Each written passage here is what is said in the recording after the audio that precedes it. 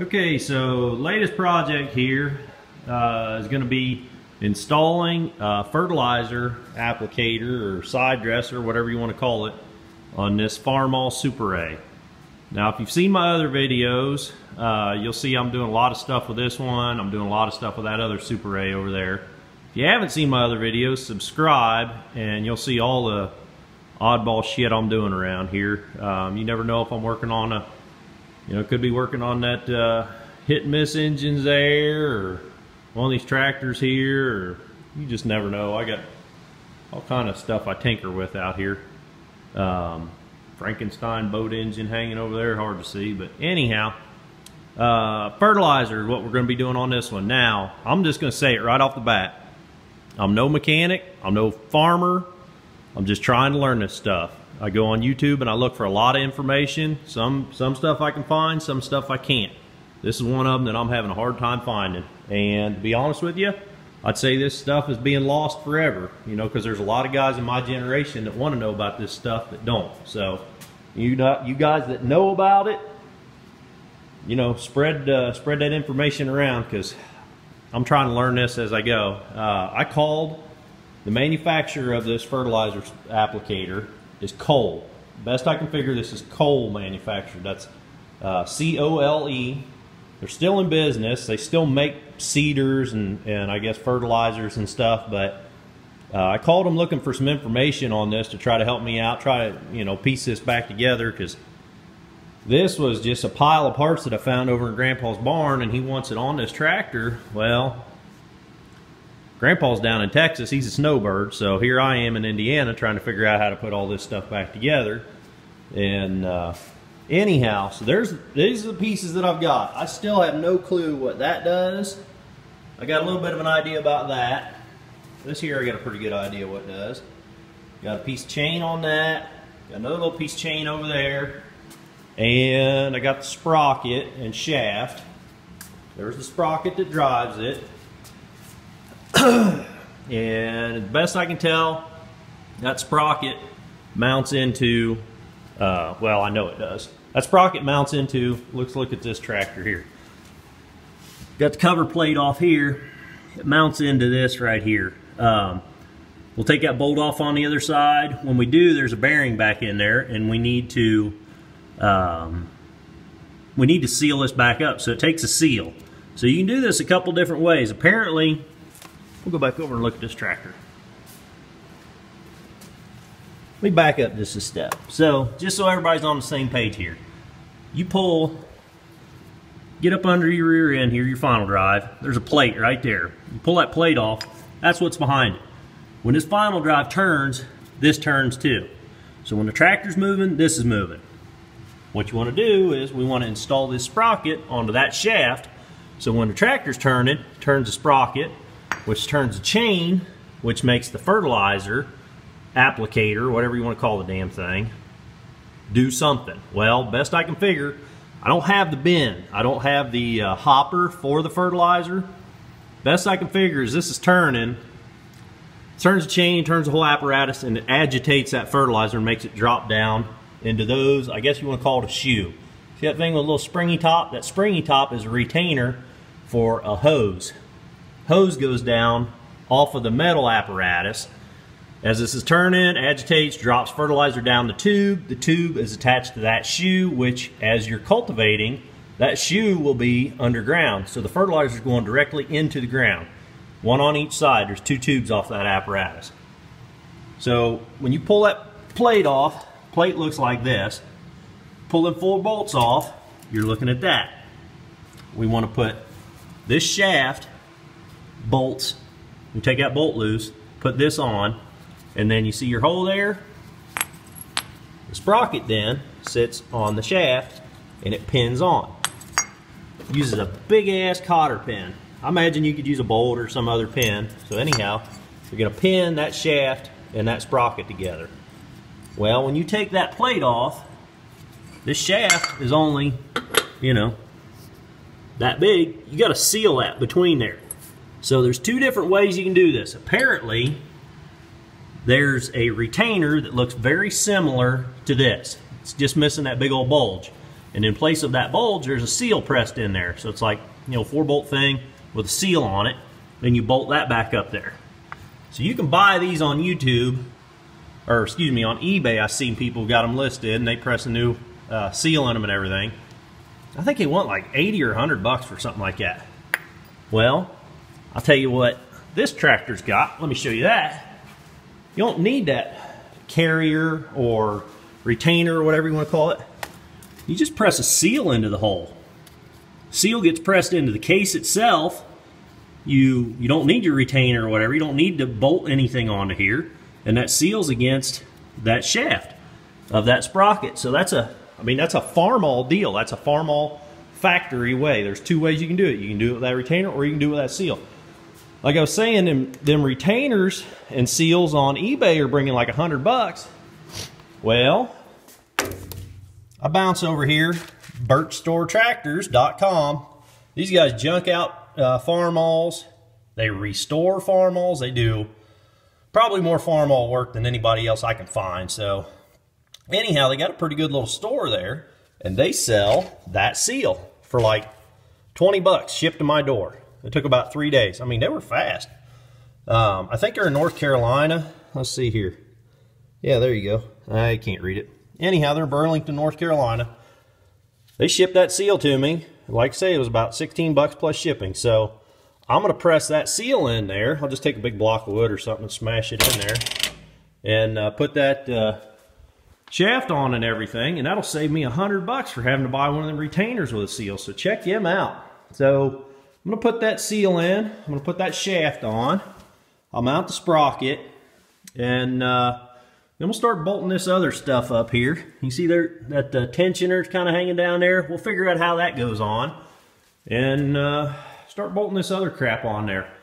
So I'll catch you up here in a minute after I get some of this stuff put on. I'll show you what I did and we'll go from there. Alright, so I got my seal in. That was pretty easy. Just set it up there and tapped it in with a block of wood and a hammer. Then I put my shaft on there. And that shaft, well, I tell you what, I tapped that seal in there, then I realized that this here ring has got to come out. It sits in there up against that bearing. I had to pull that ring out. That's a spacer that, take that out, and then this shaft can sit down in there further on the internal shaft, and those two engage better. So if you're doing this, make sure you take that little ring out, and it lets this sit back in there and engage. The 2 pieces engaged in. If you leave that in, you can still bolt this up, but this shaft and that internal shaft then aren't married together, and they're it's sitting out here, and you know there's nothing to lock the 2 together for torsion. So I think I'm supposed to take this out. So now down here I'm pretty much done. I need to set my put my sprocket on there and pin the 2 together. These bolt holes, I'm going to go ahead and run the bolts in there just to keep them from filling up with dirt and mud and grease and shit. So I'm going to put bolts in all them holes just because. We'll put this somewhere safe because we don't need it right now, but we might someday. So put that somewhere safe, put some bolts in there, and we'll start tinkering with some of this other stuff, get it mounted up. So here's what I've done. You remember this big apparatus here. This is all, or it was all one unit, the way I found it. Had this little piece of chain hanging off of it. So all this apparatus bolts on right here with 2 big bolts. And I couldn't tell you what size they are. Some of them come out of this tractor, some of them come out of that tractor. But they seem to be like them there. I mean, there's just extra bolts bolted all over in these 2 tractors. I don't know what size threads they are. So anyhow, I bolted them up there, and the tubes, I got them jammed in, you know, where it looks like somebody else had set up on. I think this whole cultivator setup may have been on that tractor, because when I drug that one up out of the corner of the barn, all this stuff was piled up behind it, and this one had that gear mounted on the rear end. So I think probably this fertilizer setup come off of that tractor. So I'm just trying to put it back the way it looks like it comes. So them tubes were cut to about that length. So I'm guessing that's where they went. Now I held this other apparatus up here, and if I flipped it around, I thought this single sprocket was probably going to be out on the other side, but when I did that, that sprocket stuck way out on this side. So, I just held it up there and made it look like, you know, that sprocket down there is going to line up with this sprocket here. So that's the way I put it on here. And again, this thing is bolted up with 2 bolts right there. They thread into the cast of the tractor. 2 bolts on this side, 2 bolts on the other side over here, just the same. So as far as I can tell, this is what engages and disengages the thing. So this, I don't know, this trip lever here somehow must work with that, because that's got a spring on it. Makes me think that's got something to do with engaging it. Anyhow, that's what I've got on here so far. And when I put, let's walk back around there. When I put this, I bolted this one up first, bolted that up. Then I had to lay the chain between the two here when I bolted that up. So I stuck one bolt in this side, put my chain on, and then put the rest of the bolts on, because otherwise you can't get the chain on. I mean, it's not tight, but yeah, it's close. So anyhow, that's what I got. I got this apparatus and that apparatus mounted. I think next thing I'm going to do is probably figure out, or try to figure out, what the hell this thing does. So I'm guessing that goes on here. You know, I'm gonna be tinkering around with it. I'll update you here in a little while. All right, well, here we go, boys and girls. I couldn't for the life of me figure out how this all mounted up. So I actually got a hold of some distant relation, the only other people that I know that use equipment like this, and they actually use it. I mean, they do a lot of farming, and just as luck would have it, they got a Super A sitting there with a coal fertilizer setup on it. I mean, exactly this thing. So I took a drive, went over and visited them for a while today. So I was working on this last night. I mean, I just absolutely could not figure out how all this shit bolted up. So this is how it goes. And last night I had, you know, this plate mounted up here and this shaft on it. Well, this static arm goes over here and bolts on right here. And then this arm moves. As this twists, it disengages and engages. And you can kind of see the mechanism, well, maybe not, down in here. Anyhow, the other end of that rod goes up and it pins on the hydraulic arm, and then it bolts on the same hydraulic arm there. So when you work the hydraulics to drop the cultivators, it engages the fertilizer, so it's automatic. You don't have to trip it manually. I thought it somehow was manually operated, but it's not. In fact, it works automatically, which is a really handy, you know, thing. So I got that bolted up. So that's how that goes for any of you guys that are actually working on something like this. Then the chain just runs. Make sure you put your chain on first, because you got to get it behind these rods. So drop your chain on there, and let's go back here and I'll show you how how I've got the tensioner set on the rear end. Pretty simple back here on the tensioner. Okay, so the chain is on that sprocket as well, and then you can see the tensioner's bolted in 2 places there with those big bolts on the front of the final drive, and that roller down there just keeps tension on it. Now this chain is not nearly as tight as that little chain over here, but that's it. So this thing is, apart from the box that goes on here, and when I went over to visit today, I noticed they've got the big bin up here. It says coal real big on it and everything, but I could see that it pins on here, and the agitator in the bottom of the bin. There's an agitator in the bottom, then there's a separate agitator underneath the bin itself, and that spins, and that pushes the fertilizer out into this chute, and the chute then is adjustable.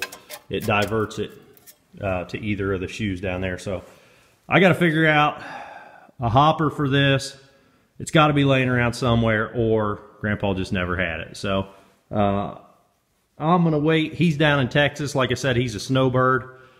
I'm gonna wait for him to come up. Hopefully he can show me where he's got that stashed in one of the barns, and it should just be a matter of pinning it on here with this pin, and this pin back here, and that whole hopper then should pin on there, and it'll be driven by this gear, and that hopper will then have a big ring gear. This is, I guess you'd call that a pinion, and the hopper's got a big ring gear on the bottom. So that's what makes it work. So hopefully this is helpful, guys. I mean, it took me hours and hours. You figure drive time. I mean, I got hours and hours invested in this silly little thing that probably a lot of guys that would watch this and just laugh because, you know, just simple stuff. But, you know, I'm not around it, and hopefully this video helps the next guy and kind of preserve this for history, because, you know, the guys that know this shit are dying off pretty quick, and the rest of us just look at that, think it's a pile of scrap, and a lot of it's probably going for scrap. So I hope this helps, and if you got any questions or comments, you know, leave them down below.